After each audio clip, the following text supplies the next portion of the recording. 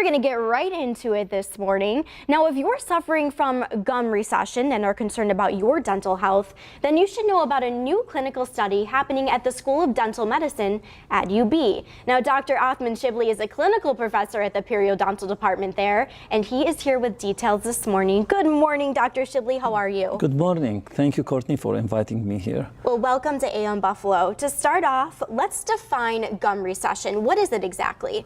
Gum recession, the gum should cover the teeth in an aesthetic way, but sometimes due to severe brushing, hard brushing, or due to gum disease, the gum will recede it from the teeth all the way to the root of the teeth, showing then the teeth will look ugly because they look longer than usual.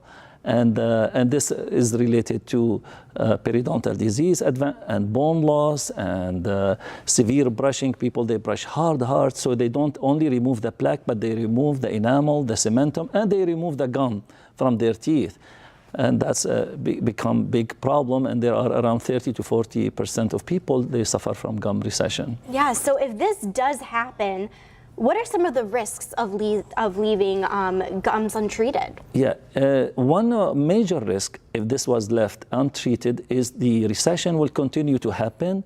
Bone loss that support the teeth in place will continue to advance to a point that the teeth, there's not enough support for the teeth, and the teeth become loose. And in very advanced stages, people may lose their teeth because there's no more support.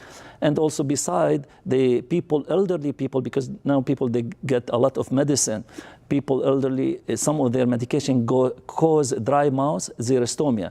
And exposing the root, because of the recession, they get root caries. So people will get root caries. They get also root sensitivity to hot and cold. And now we are coming to the summer, so then they cannot eat or ice cream or something. So all this may happen, as things advance, if left untreated. And it's amazing, you think if you're brushing your teeth really hard that you're making them cleaner and cleaner, but that's not the case. You're actually harming your gums. Exactly. And some of people who treat them, their teeth looks nice and clean, but the gum receded. Yes, yes. So let's talk about the research project you were conducting at UB. What have you been working on? Right. So the traditional way that has been proven for 30, 40, 50 years that works is what we call the connective tissue graft, where we take a piece of the gum from the roof of the mouth and we put it in the area that this recession, and it gives excellent result. We have long history of success.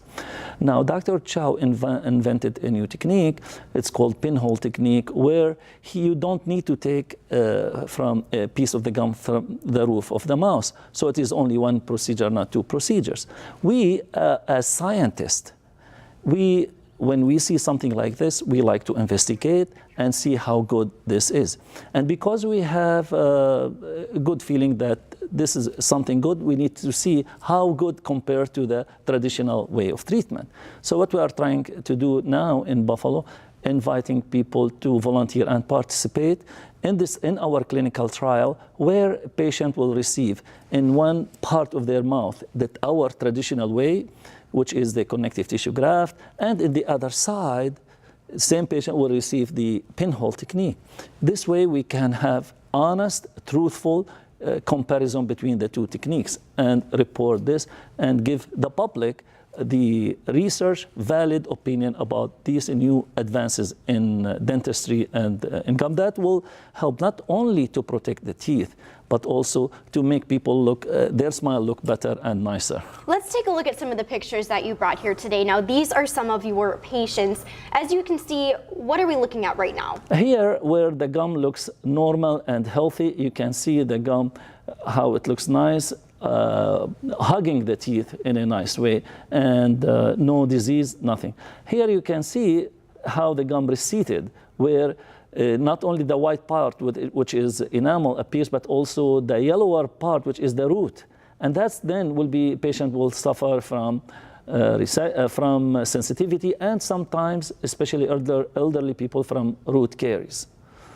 And so our purpose is to move this patient from this way in the treatment to, we can go back to the first picture, to a healthier way.